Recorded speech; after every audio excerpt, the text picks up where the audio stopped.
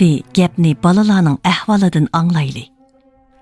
Cho'ng ayoli ko'lga tashlab etgan heliqi balalarni bir iyiq suvdan ochqib, jangalga ip kelib beqibdi. Balalar o'sib cho'ng bo'pti. Aqlga kelganda ular bir-biriga ism qo'yishyapti. O'g'ilning ismi Chintemir, qizning ismi Maxtumsala bo'pti. Bu balalar sahraning sap havosida sog'lom, kuchlik, chiroyli bo'lib yetilibdi. Keyincha ular iyiqdan ayrilib, jangalning bir chetiga uy yasab, shu uyda yashashga boshlabdi.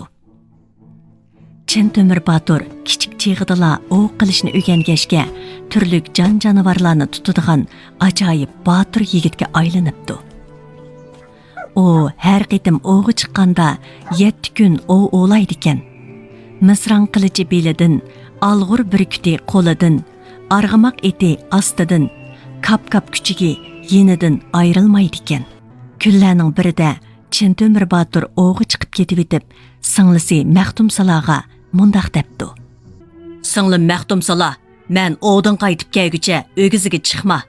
O'tni o'chirmagin, suvni ko'chirma, to'xoni taq dema, mushukni pesh dema.